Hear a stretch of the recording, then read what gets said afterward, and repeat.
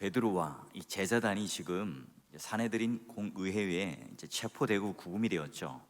우리가 말하는 이 형통이라는 개념이 과연 뭘까? 복음을 전하는데 환난과 핍박이 있고, 그런데 또 대조되는 그림으로 말씀의 씨앗이 우리들 가운데 심기어서 하나님의 놀라운 구원의 역사가 일어났더라. 우리가 생각하는 것처럼 무슨 부흥회나 대형 교회가 조직되는 것이 아니라 말씀이 퍼져가더라 하는 식의 사도행전의 형통, 사도행전이 말하는 복을 봤습니다. 자, 오늘 이제 이튿날이 되었어요. 밤에 이제 체포가 되었고 구금이 되었고 이제 사내들인의 그런 재판장의 구성원들이 모였는데요. 자, 5절 한번 볼까요?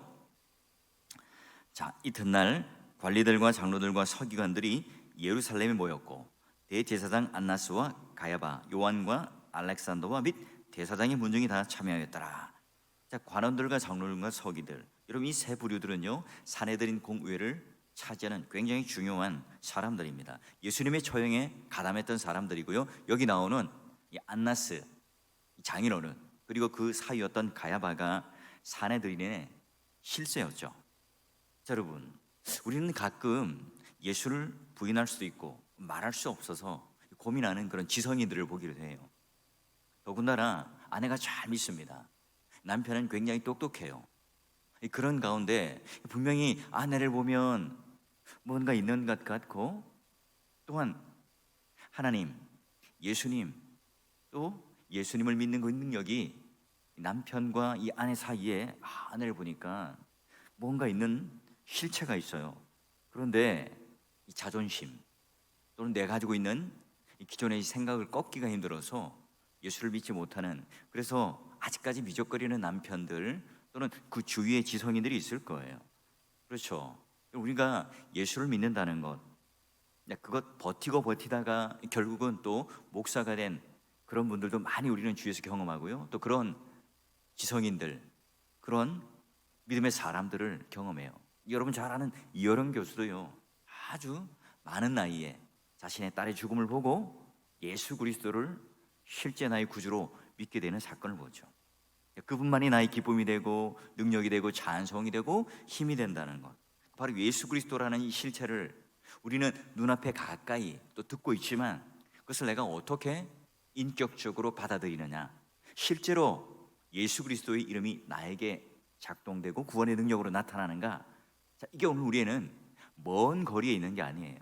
가까이 있지만 우리가 믿음으로 받아들이고 또한 하나님 말씀이 실제로 내 삶과 내 심령과 또 내 모든 그런 전 영역에서 어떻게 실제하는가, 거기에 따라 오늘 우리의 믿음의 실력과 능력이 있는 거죠. 자, 그러기 여러분, 우리가 똑같은 말씀을 듣지만 똑같은 찬송을 부르지만 내가 하나님을 어떻게 알고 하나님을 어떻게 경험하느냐에 따라서 이 찬송의 감동의 강도가 달라요. 가사 하나하나가 내 심령을 감동시키고요, 말씀을 읽을 때도 딱 뭐 설교 듣기 전에 우리가 말씀을 딱 읽으면 설교 이전에 이 하나님의 그 말씀을 본문을 딱 읽으면서요 이미 이 감동의 물결과 함께 하나님께서 이 성령의 감동으로 나에게 주는 그런 놀라운 은혜가 우리 가운데 경험되어지죠. 이건 경험해보만 알아요.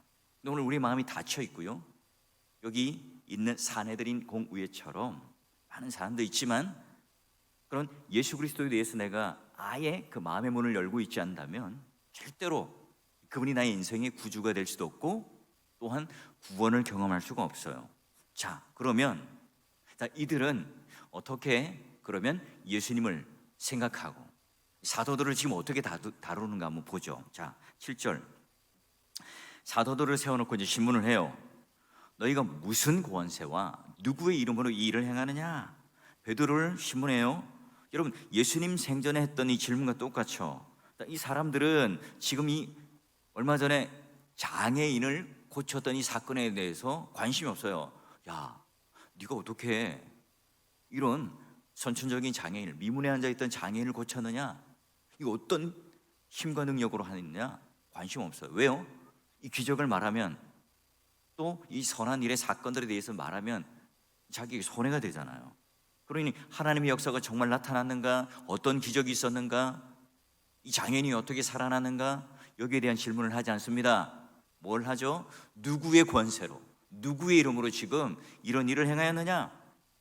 본질적인 질문을 하지 않아요. 비본질적인 문제를 가지고 지금 사안을 흘릴 뿐만 아니라 이 질문을 왜 하는 거예요?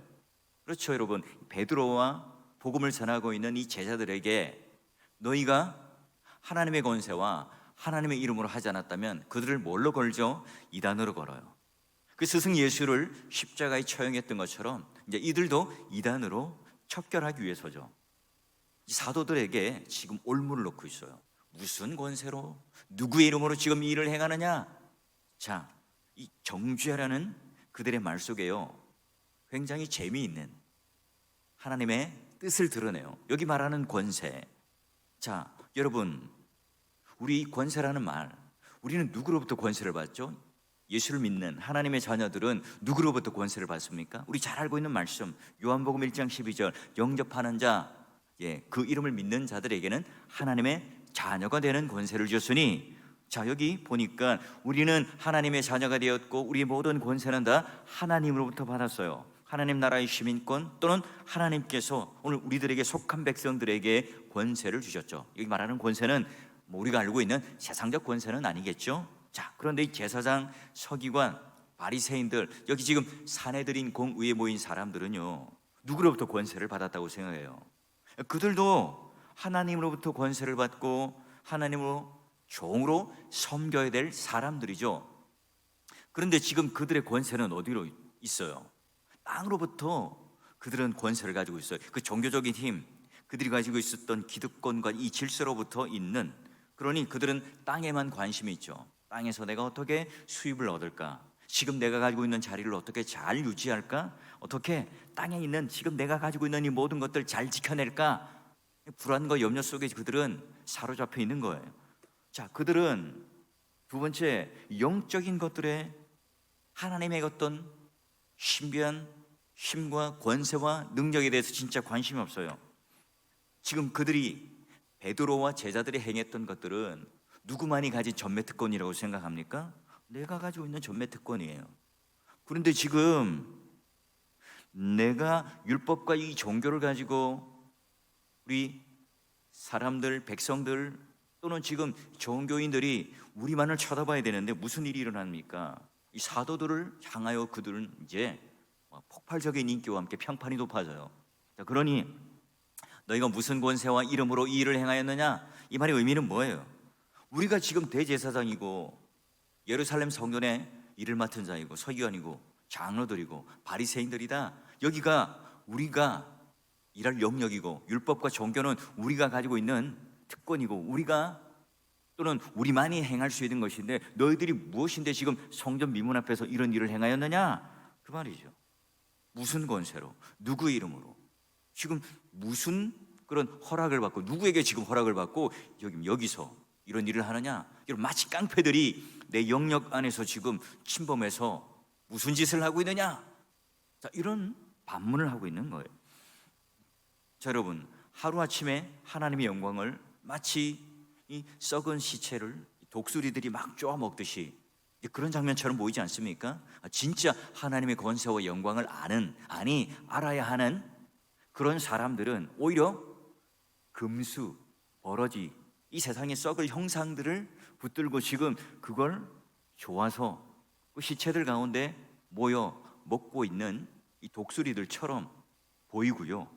되려 여러분, 오늘 주님의 그 영광이라고 하는 것은 다 쓰레기통에 내버리듯이 하나님 자녀 되는 권세가 무엇인지, 하나님의 영광과 진짜 하나님의 이름이 무엇인지를 모르고 있는 사람처럼 그들은 행동해요. 하나님 자녀 되는 권세를 주셨고 그 누릴 수 있는 영광을 주셨지만 오히려 왕자가 아니라 공주가 아니라 거지가 되어서 이 땅에 있는 그런 쓰레기통을 뒤지면서 거기서 나오는 그런 부산물들을 먹고 즐거워하고 이걸 붙들고 지금 지키기 위해서 그들의 모든 관심, 그들이 가지고 있는 모든 이 노력들을 하고 있는 이 모습이 여러분 애처롭지 않습니까? 믿음의 동역자 여러분, 누구의 권세로, 누구의 이름으로 우리가 지금 받은 하늘의 권세, 하늘의 이름, 그 권위가 무엇인지. 자, 베드로는 그러면 이 질문에 대해서 이 올무를 놓았고요, 덫을 놓았는데 어떻게 대답을 하는가 한번 볼까요? 8절 보시죠. 자, 이에 베드로가 성령이 충만하여 백성들과 관리들과 장로들아, 만일 병자에게 착한 일을 행한 것, 일에 대하여 이 사람이 어떻게 구원을 받았느냐, 오늘 우리에게 질문한다면, 와, 여기 대단한 장면이 보여요. 가야바뜰에서 숯불이 피어오르던 이 장면, 그 속에서 여종이 물었을 때 아니야 아니야 아니야 세 번이나 부인하고 도망했던 베드로가요, 지금 주눅 들잖아요. 어디라고 그랬어요? 사내들인 공의회예요. 지금 무시무시한 그런 종교재판 가운데 딱 지금 베드로가 서서 담대하게 그들에게 말할 수 있는 힘의 원천이 저기 뭐라고 나와 있어요? 베드로가 뭐 했어요? 성령이 충만하여. 그렇죠. 베드로는 지금 자신이 가지고 있는 객기, 예전의 그런 혈기, 지금 모든 사람들보다 좀 설레발 치면서 막 쫓아나가는 뭔가 1등이 되려는 그런 열심이 아니에요. 그렇다고 그 가지고 있는 재능, 또는 오늘날 우리 젊은 목사님들처럼 수많은 주석들, 좋은 자료들, 그런 것들을 잘 정리해가지고 그들 앞에 서서 지금 담대히 말하는 게 아니에요. 뭐라고요? 성령이 충만하여 그 권능으로 담대히 말하더라. 우리 믿음의 선배들 보면, 우리 목사님들 보면요, 그때 뭐 변변한 주석책이 있었습니까? 또 외국에서 나온 그런 책들, 번역책들, 뭐 그런 것들이 있었겠어요? 제대로 된 정규적인 신학 교육을 받았겠어요? 그럼에도 불구하고 너무나 단순한 메시지를 전하지만, 너무나 단편적인 그냥 복음을 전하지만 강력한 그 힘이 오늘 한국 교회의 뜨거움과 열정과 생명과 변화를 살려내었죠. 여러분이 베드로의 마음엔 뭐가 차 있어요? 성령 하나님께서 주시는 감동, 능력이 가득 차 있어요. 그러나 여러분, 여기는 종교적인 지도자들은 그들 마음속에 뭐가 가득 차 있을까요? 분노, 시기심, 거기에는 무한한 베드로와 제자들에 대한 그런 불편한 마음이 가득 차 있었겠죠. 충만했겠죠. 믿음의 동역자 여러분, 우리는 어떻습니까? 우리 자녀들, 남편, 아내, 또는 직장의 동료, 아니 교회 안에 있는 우리 친한 동료분들에게, 야, 당신의 얼굴 보니까 얼굴에 성령이 충만한 것 같아요. 야, 지금 당신이 행하는 행동 보니까 이 세상을 의지하지 않고 또 세상에 있는 것들을 붙잡지 않고 오직 하나님만 붙잡고 있으니 너무나 평온해 보여요. 여러분, 이런 간정, 이런 칭찬을 우리는 듣고 살아가나요? 여러분, 성령이 충만하여 두려움이 없이 담대히 그들 앞에 말을 하였다. 우리 그냥 쓱 하고 한 줄 읽고 지나가지만, 지금 이건요, 아주 지금 변화된 이 베드로의 모습을 오늘 우리들에게 보여줘요. 마치 여러분, 베드로가 이제 이렇게 할 수 있었던 이유가, 예수님께서 예전에 베드로를 향해서, 제자들을 향해서 이미 약속해 놓은 게 있어요. 너희들이 신분당할 때, 누가복음 12장에 보게 되면 너희들이 신분당할 때도 끌려당할 때도 내가 할 말을 주겠다. 너희가 미움받겠지만 머리털 하나 상하지 않겠다. 이미 이 성령께서 너희들에게 가르쳐 주실 거다. 할 말을 너희들 입속에 줄 거다. 이미 예수님께서 약속을 해주셨죠. 그래 여러분, 지금 성령께서 함께 하시고 이 베드로와 함께 예수의 영이 함께 하시니까 베드로가 어떻게 한다고요? 담대해요. 주눅 들지 않습니다. 그리고 그 성령의 능력과 함께 충만한 부활하신 예수의 영이 함께 하실 때 그들 앞에 담대해져요. 이 담대함은 그냥 말하는 객기가 아닙니다. 정확하게 그들이 했던 이 질문이 무엇인지를 간파해요. 그래, 요 녀석들 올무를 놓고 있구나, 덫을 놓고 있구나. 그래, 나는 거기에 대항하여 지금 어떻게 그런 베드로는 우문현답을 하는가 한번 볼까요? 자, 보세요. 10절, 너희와 모든 이스라엘 백성들은 알라, 너희가 십자가에 못 박고 하나님이 죽은 자 가운데 살리신 나사렛 예수 그리스도의 이름으로 이 사람이 건강하게 되어 너희 앞에 세웠느니라. 자, 보세요. 지금 이 사람을 일으켜 세운 것은 내가 아니고 내 능력이 아니라, 너희가 지금 나를 신문하는데 내가 아니라 예수 그리스도라. 여러분, 오늘날 우리 목회자 또는 교회 안의 지도자들이 잘 봐야 할 말씀입니다. 누구의 능력이라고요? 누구의 힘이라고요? 바로 예수 그리스도의 이름이라. 여기 말하는 여러분, 예수 그리스도의 이름을 우리는 오해해서는 안 돼요. 마치 예수 이름이 주술적이고 마술적인 이름이 있어서 뭐 감기가 걸리거나 어려운 일이 있을 때 예수 이름, 예수의 이름, 예수 이런 식으로 주술적으로 하라는 의미가 아니죠. 자, 뭐 어떤 의미죠? 바로 만물을 지으신 분은 창조의 하나님이십니다. 그 하나님이 오늘 우리가 죄악 가운데 삐끗하여 넘어져서 모두가 심판당하고 죽을 인생이에요. 그런데 내버려 두지 않죠. 그래서 하나님께서는 사랑하는 아드님을 십자가 가운데 사랑으로 확정하여 보여주세요. 자, 그리고 온 인류를 대속하기 위하여 구약에서부터 수많은 선지자들이 메시아가 이 땅 가운데 올 것을 약속하셨죠. 그리고 지금 예수 그리스도가 그 원수들로 향하여 십자가에 죽임당했지만 하나님께서 3일 만에 부활시키시는 놀라운 능력을 보여주시고 구원의 완성을 우리 가운데 보여주십니다. 이 구속, 구원의 역사, 하나님의 경륜과 이 계획이 완성된 그 모든 구속사적인 구원의 사건을 뭐라 그런다고요? 예수의 이름으로, 예수의 이름으로 라고 하는 이 말은요, 그런 하나님께서 구원을 이루기 위한 그 모든 구원의 경륜과 역사를 다 담은 그 내용을 말하는 거예요. 자, 그래서 여러분, 구원의 계획이 온전히 포함된 그 능력이 바로 예수의 이름이고요. 그런 하나님의 구원의 역사를, 예수 그리스도의 이름을 지금 베드로는 담대히 선포해요. 자, 여러분, 우리가 설교를 들을 때 수고하고 무거운 짐진 자들아 그 모든 짐을 십자가 앞에 내려놓아라. 내가 길이고 진리고 생명이요 떡이다. 너희들은 평안할지어다. 너희는 형통하게 된다. 여러분, 그런 어떤 단편적인 오늘 우리들에게 주는 위로의 말씀을 들으면 참 좋아요. 행복하죠. 자, 더불어 그런데 오늘 여기 지금 베드로는 이 청중이 누구예요? 바로 사내들인 공의회에 있는 사람들이 1차 청중이잖아요. 뭐라고 말해요? 너희들이 지금 십자가에 예수를 죽인 장본인이다. 그리고 또 더불어 뭐라고 말합니까? 너희들이 예수를 죽였지만 하나님이 그분을 다시 살리셨다. 베드로는 지금 어디서 이 말을 하고 있다고요? 길거리에서 전도를 하는 게 아니에요. 모르는 사람과 함께 대화를 나누는 중에 전도를 하는 것이 아니라 사내들인 공의회 앞에서 그들이 했던 이 질문, 스승이었던 예수가 똑같이 했던 이 질문에 대하여 지금 그는 이렇게 답변을 하고 있어요. 그렇죠, 여러분. 하나님의 선지자를 계속해서 진짜 주인을 보냈지만 그 밭에 주인이 아니라 종들이었던 그 자들이 그 보낸 이 아들을 나중에는 결국에 죽이는 이 모양을 비유로 말한 것, 그 시편의 내용을 어떻게 지금 이 바울은 결론을 짓는가? 말씀을 보죠. 4장 11절. 이 예수가 너희들이 버린, 건축자들의 버린 돌로서 진 모퉁이 돌이 되었다. 시편 말씀과 그리고 또 에베소서에서 더 정확하게 교회론적으로 이야기를 해서 연결을 해요. 그래서 너희들이 지금 버린 이 예수, 쓸모없다고 버린 이 건축자의 돌이 바로 진 모퉁이의 모서리에 그 돌, 그 기초석이 딱 떼어서 돌이 연결되어서 뭐가 돼요? 교회가 되고 건물이 되는 것처럼 바로 하나님 나라의 기초와 초석이 되었다. 너희들이 지금 못 박아 죽인 그 예수가, 너희들이 버린 예수가 다시 하나님께서 살리셔서 그 돌을 모퉁이 돌로 세우셔서 교회가 되고 교회의 머리가 되게 하셨다. 너희들과 묶어서 연합이 되어 생명이 되게 했다. 율법과 이스라엘의 종교와 종교 지도자들이 버린 이 돌, 모든 종교 지도자들이 예수 그리스도를 학대하고 십자가 가운데 죽였지만 돌 버렸지만, 그러나 하나님께서 그 돌을 다시 살리셔서 모퉁이 돌로, 그리고 교회와 우리 구원의 근거가 되고 기초가 되고 부활의 첫 열매가 되게 하셨다 하는 거예요.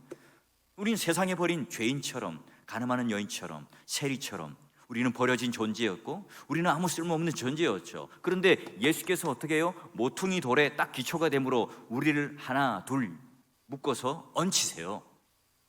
그래서 교회가 되죠. 한 몸이 되는 겁니다. 그러기에 결정적인 베드로는 이 한마디로 그들을 향해서 복음의 강론을 끝을 냅니다. 자, 12절 볼까요? 한번 같이 읽어봅시다. 시작. 다른 이로서는 구원을 받을 수 없나니 천하 사람 중에 구원을 받을 만한 다른 이름을 우리에게 주신 일이 없음이라 하였더라. 아멘. 그래요. 예수 그리스도 외에는 구원이 없다. 우리가 가지는 가장 중요한 교리 또한 선교의 근거가 되는 거죠. 다른 종교, 여러분이 잘 알고 있는 뭐 소크라테스, 뭐 철학자, 석가모니, 공자, 다 뭐예요? 인간이에요. 다 죽었어요. 우리가 똑같아요. 똑같은 죄인이죠. 예수 그리스도는 어떤 분이라고요? 천하에 다른 이름이 없는데 유일하신 분인데, 왜요? 그분은 참 하나님이시고 그분은 참 인간이시기에 우리를 구원하실 수 있고 우리의 모든 죄를 짊어지고 우리 대신하여 구원을 이루어 질 수 있는 유일하신 분 한 분밖에 없는 게 바로 예수 그리스도죠. 그가 유일한 진리예요. 그가 유일한 길이고 그만이 유일한 우리의 모퉁이 돌이 되어서 첫 기초석이 된다는 것. 믿음의 동역자 여러분, 베드로가 어떻게 이렇게 담대하게 그리고 그런 정확하게 예수 그리스도 이름과 구원 사역에 대해서 강론할 수 있었을까요? 어떻게 여러분 베드로가 변했을까요? 그렇죠. 수없이 예수로부터 진리의 말씀을 들었지만 결국은 성령 하나님께서 그의 마음 가운데 조명하여 비춰주실 때 베드로의 전 존재 속에 진짜 하나님 말씀이 심령 가운데 박히자 그는 변해요. 상대가 누구인지 다 소용이 없어요. 그는 지금 잘 듣고 있는 청중, 정말 반짝반짝 빛나는 눈빛으로 내 설교를 들어주는 그 청중 앞에서 지금 이 말을 하는 게 아니라고요. 사내들인 공의의 그 원수들 앞에서 지금 자기를 죽이기 위해서 올무를 놓고 있는 그 사람들 앞에서 이런 강론을 하죠.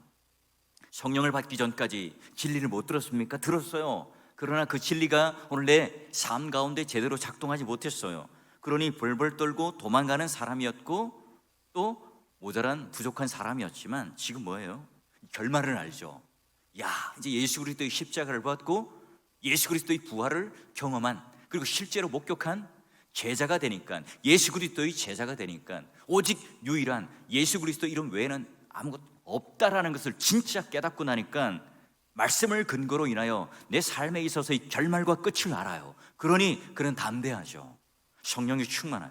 예수 그리스도가 오늘 우리의 모퉁이 돌이 되어서 우리도 함께 교회가 되고 예수 그리스도 외에는, 그 이름 외에는 우리가 소용이 없다, 우리는 거기에 묶여있는 한 몸이라는 사실을 알아요.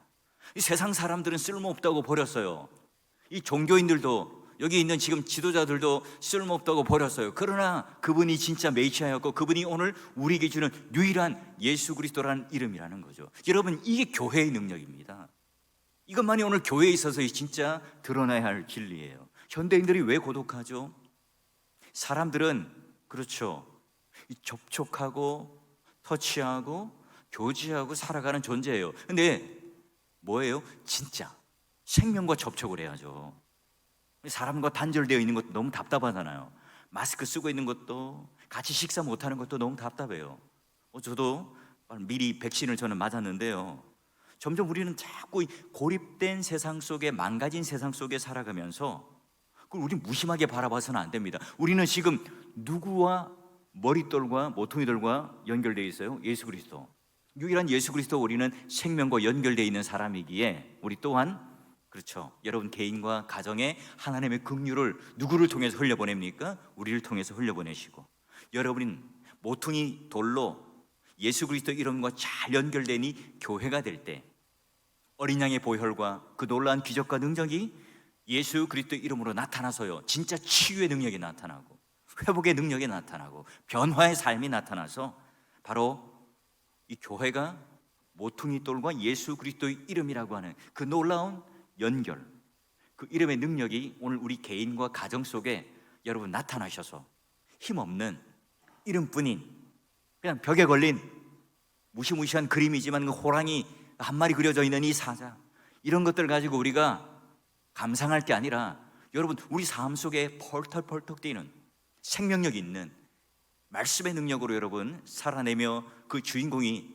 되심으로 말미암아 성령 충만하여 베드로가 담대하라, 예수 그리스도 이름에 대하여 담대히 증거하며 그 이름의 능력을 드러내며 살았던 제자들처럼 그 행복, 그 능력, 그 형통이 여러분 삶 가운데, 오늘 하루에 그런 인생 가운데 드러나며 나타나며 나와 접촉하는 모든 사람들, 나와 연결되는 모든 사람들에게도 그런 생명을 전달해 줄 수 있는 여러분이 되실 수 있기를 주의 이름으로 축원합니다.